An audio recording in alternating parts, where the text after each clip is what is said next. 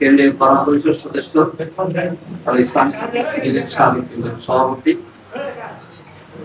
প্রচার বিভাগের সাথে সংশ্লিষ্ট কর্মকর্তা, আপনাদেরকে শুকরিয়া জানাচ্ছি। আল্লাহ তাআলার কাছে আমরা সবাই শুকরিয়া জানাই যে কতটা আমরা পালন করেছি। মহিমান্বিত রজনী পরেই আজকে গুরুত্বপূর্ণ তিনটে বিষয় আপনাদের মাধ্যমে আমরা এখানে আপনাদের আহ্বান করেছি।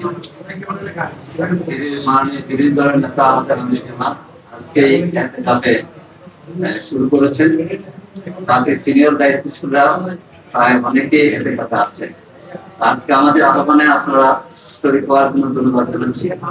আমরা যে বিষয়গুলো অনেকভাবে স্ট্রেস করি হচ্ছে সিটি কর্পোরেশন নির্বাচন, সিটি কর্পোরেশন এবং জেলা পরিষদে যে অন্যায়ভাবে প্রশাসন নিয়োগের যে সরকার সিদ্ধান্ত নিয়েছে, আমরা এটা প্রতিবাদ জানাচ্ছি এবং আমরা মনে করি যে এটা গণতান্ত্রিক নীতিকে ব্রেক করে সরকার এই কাজটা করছে।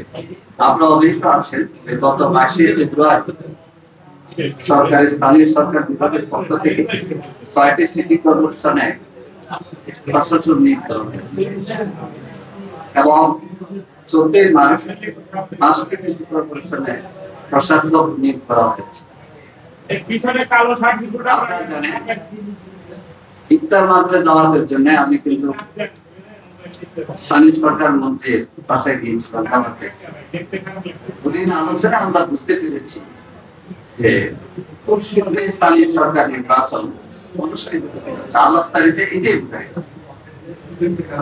আমরা এখন দেখতে পাচ্ছি যে জাতীয় নির্বাচন অনুষ্ঠিত হওয়ার পর জনগণের প্রত্যাশা যে স্থানীয় নির্বাচন স্বাভাবিকভাবে কিন্তু সরকার স্থানীয় নির্বাচনের দিকে না গিয়ে 22 তারিখে 6টি এবং 14 তারিখে 5টিতে প্রশাসক নিয়োগ। এই প্রশাসক কারা? যারা তাদের দলীয় নেতা, যারা নির্বাচনে হেরেছে। যেমন শফিকুল ইসলাম মিন্টু, তিনি ঢাকা সিটির 15 নম্বর আসনে নির্বাচনে হেরেছেন, তাকে প্রশাসক নিয়োগ। এরপর আমরা দেখি নজরুল ইসলাম মঞ্জুর খুলনা, উনি একটি আসনে হেরেছেন। আর জিত আছে। আমরা একদিকে টার্গেট করে কথা বলছি না, আমাদের কথা হচ্ছে গণতান্ত্রিক ধারাবাহিকতার উপর সরকার আঘাত করেছে। সরকার অপেক্ষা করতে পারত, কারণ গত 17 বছরে 18 বছর যে আমরা আন্দোলন সংগ্রাম করেছি গণতান্ত্রিক প্রক্রিয়াকে সমুন্নত রাখার জন্য, ফ্যাসিস্টদের বিরুদ্ধে যে সমস্ত বিষয়গুলো আমরা তুলে ধরেছিলাম, সেখানে একটা হচ্ছে যে জনগণের মতামতকে তোয়াক্কা না করে দলীয় চিন্তা চেতনা, দলীয় ঘোষণার জন্য সিদ্ধান্ত সরকার 6টি সিটি কর্পোরেশন পরে 5টি সিটি কর্পোরেশনের নিয়োগে আমরা মনে করি যে জনগণের মতামত এবং জুলের যে স্পিড, এটাকে সরকার অবজ্ঞা প্রদর্শন করছে। সম্মানিত বৈষ্ণব, 15 মার্চ 2024 তারিখ 42টি জেলা পরিষদ প্রশাসক নিয়োগের সরকার ঘোষণা দিয়েছে। আপনারা জানেন জামাত ইসলামী 7টি জেলায় নিরঙ্কুশ বিজয় লাভ করে এবং 6টি জেলায় একটি আসন ছাড়া, যেখানে 3 সেখানে 2 আসন পেয়েছে। দেখা যাবে সরকার 42টি জেলায় তাদের দলীয় লোক নিয়োগ করেছে এবং দলীয় লোক যদি বিশিষ্ট নাগরিক কিন্তু সেটা ভিন্নভাবে চিন্তা করার ছিল। কিন্তু দেখা যায় যারা বিপুল ভোটে হেরেছে, যেমন গাইবান্ধা 3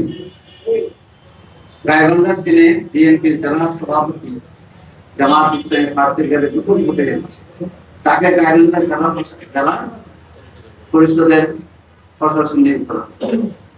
গাইডলাইনটা 5টি আসনের মধ্যে 4টিতে জামাত ইসলামী নির্বাচিত, কুড়িগ্রাম 4টি আসনের মধ্যে 4টিতে 11 দলীয় জোট, 3টি জামাত, 1টিতে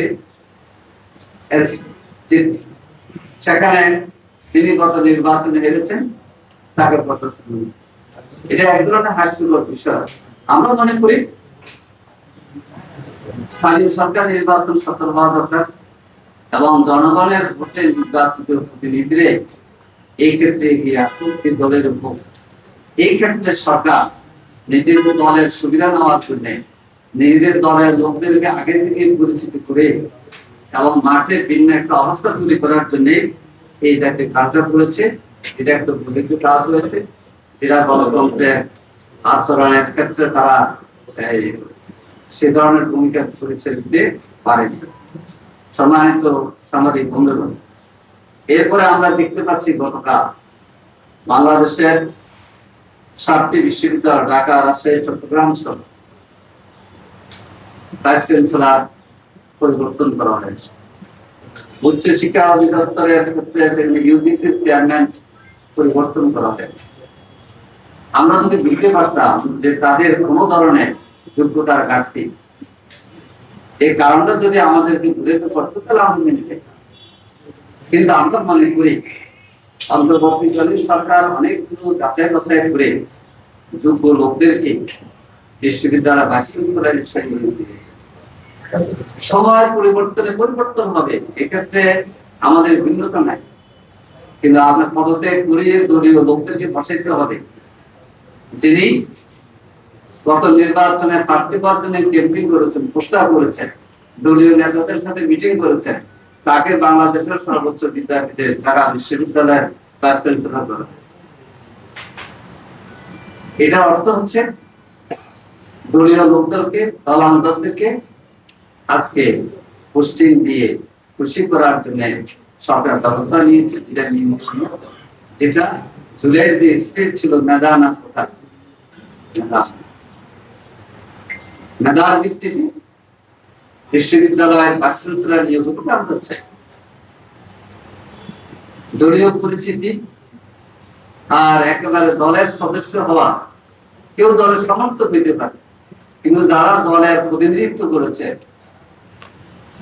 যারা নির্বাচনে প্রার্থী হওয়ার জন্য প্রচার করেছে, এই সমস্ত লোকদেরকে বিশ্ববিদ্যালয়ের ভাইস চ্যান্সেলরের এই সম্মানিত আসনে বসিয়ে সরকার স্পিরিটের বিরুদ্ধে বার্তা দিয়েছে বলে আমরা মনে করি। এরপরে আরেকটি বিষয় আপনাদের নজরে আনতে চাই, সেটা হচ্ছে গত 25শে ফেব্রুয়ারি বাংলাদেশ ব্যাংকের যে গভর্নর আফসান এস মনসুর ছিলেন, তাকে শুনিয়ে জনাব মোস্তাফুর রহমান নামে একজন ব্যবসায়ীকে বাংলাদেশ ব্যাংকের গভর্নর নিয়োগ দেওয়া হয়েছিল। কোন ব্যবসায়ী বাংলাদেশ ব্যাংকের গভর্নর পায়নি। এটা নাগরিকদের মধ্যে এবং শিক্ষিতদের মধ্যে যারা বিবেচনা ব্যাংক পরিচালনা দক্ষ, তাদেরকেই অতীতে বাংলাদেশ ব্যাংকের গভর্নর করা হয়েছে, কিন্তু জোর করে তাকে একদিনের মধ্যে উঠিয়ে সেখানে জনাব মুস্তাক সাহেবকে নিয়োগ দেওয়া হয়েছে। আমরা এই ধরনের ভূমিকা। আজকে মূলত এই 3টি বিষয় আপনাদের সামনে উপস্থাপনের জন্যই আমরা আপনাদের রেখেছি।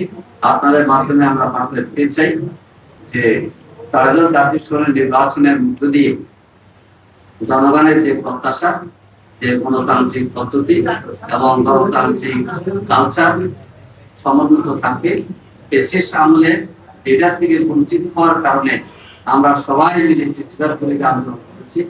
এই জাতীয় কাজ থেকে বর্তমান এই সরকার বিরত থাকবে।